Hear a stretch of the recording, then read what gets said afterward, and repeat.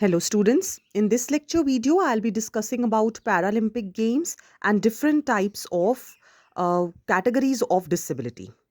Now Paralympic Games are generally the multi-sport events for people who have disabilities, the athletes. They might be blind or they are suffering from some neurological disorder.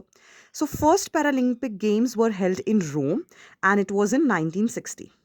Then the Paralympic word that was used in the Summer Olympic Games in 1988, which was held in Seoul. Then after this, the Winter Paralympic Games were held in Sweden for the first time. So there is opening ceremony where the country's flag, whatever countries are participating, that flag is being hoisted. Then the nation will present the cultural programs. Then like in Olympics there is closing ceremony, so there will be one closing ceremony where all the participants, those who have won, the winners, they will be awarded, and then officially closing with the Paralympic flame, which is then extinguished. Then there is International Paralympic Committee, which will decide that which athletes have to participate and which committees have to come into existence for carrying out the process smoothly. And its headquarter is in Bonn, Germany. So its main aim is to provide equal sports opportunities. Now let us see what can be the different categories of disability for the athletes. It can be impaired muscle power or a movement, loss of limb, if difference in the length of legs, short stature, so physical deformities and visual deformities. These are two. And then one more committee would be there if anyone is having intellectual deformity or intellectual disability. First, let us see what is Deaflympics. This is the logo of Deaflympics, where from the word it is clear it is for the deaf, the World Games for the deaf. So, in this, the bullhorn commands or referee whistles, these will not be used. There will be some visual signals to alert the participant. That is the change that has to occur. Again, it occurs every 4 years, and these first games were held in Paris in 1924. And in Paris, only initially 148 athletes from European countries participated, and slowly, this participation has increased. So, now what is basically the theme? It is basically the World Silent Games, and where all the main purpose is that persons with hearing disability, they can be alerted, the participants can be alerted using some visuals. All right. So, the sports generally which are used or which have been conducted are athletics, badminton, handball, then taekwondo, tennis, means lot many variation. In Winter Deaflympics, there was skiing also, ice hockey, snowboard, so all range of activities. So this is the table which shows that how many of these Olympics have been occurred so far, the summer ones and the winter ones. Next, coming to concept of inclusion, what is its need and the implementation? Inclusion means that inclusive education means which can be given to both normal as students as well as one with disabilities. So inclusive education means normal students and special needs student, they learn together, they share the same physical space, so some activities they can carry out under single roof.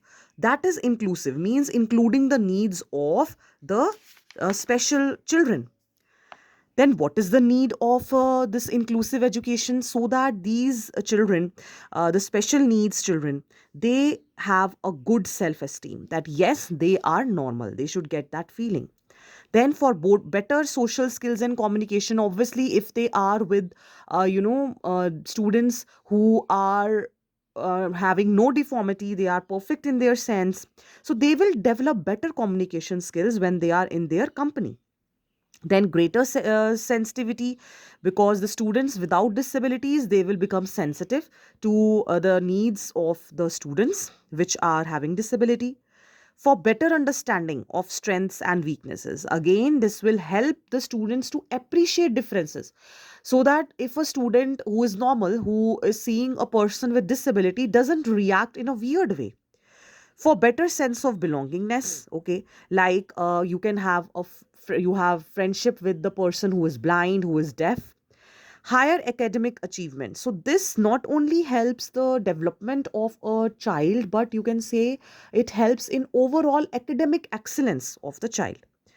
Then how this implementation has been done so far, there have been different you can say policies like right to education. Then teachers of rural areas are given special training. Analysis of curriculum with flexible approach has to be developed.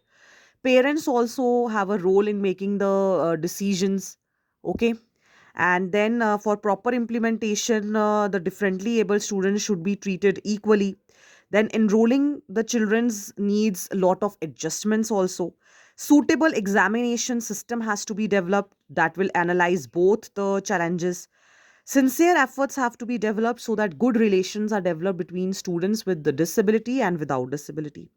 And for this proper, you can say, study materials, maybe some scholarships can be given for such students. Now, what is the role of various professionals or special educators? Let us look at it. The school counselor is a member who is kind of counseling both the committees. Then physiotherapist, it will help us help the basically the special needs students, the students having problem in the motor skills. The physiotherapy can help them. Occupational therapist, it will help the person who is the child who is having any problem in self care skills like eating, dressing. So that therapist is suggested. Then physical education teacher is required for their sports activities, for developing confidence in them. Then speech therapists for those who are having difficulties in communication. And special educator would be one who will be balancing the emotional and the mental faculties which are not developed in those students. In that way, their skills will be enhanced.